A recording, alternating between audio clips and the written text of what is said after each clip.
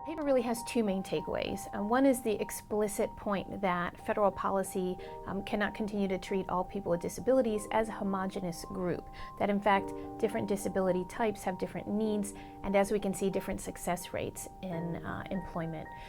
But the other more implicit takeaway is that states need to look at their policies, and states don't have the luxury of deciding whether they'll help people with disabilities or without disabilities.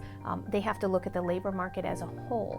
Federal policy since the 1970s has really shifted from income support for people with disabilities to supporting employment participation for people with disabilities. We expect that the numbers would shift for employment rates with people with disabilities. Instead, what we found is, at least from 2001 to 2014, that the percentage of people with disabilities participating in the labor force has declined from 25% to only 14%.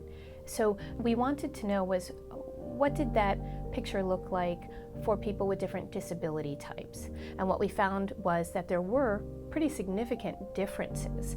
For example, for people with vision or hearing difficulties, only 26% are in the labor market, and of that number, 45% are employed.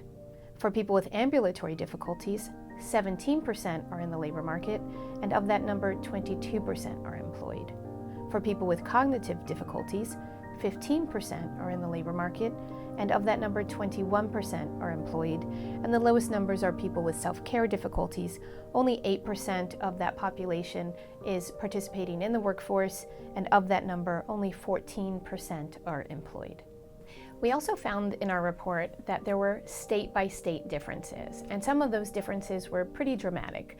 So in some states, like Wyoming or Montana, you see much higher labor force and employment rates than you do in other states like Arkansas or West Virginia.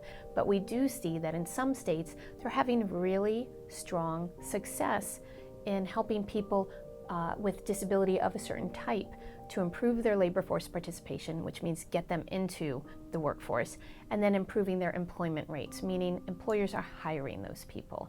We'd like to learn more from the states that are doing very well and share that information with other states so they can improve their labor force and employment rates as well.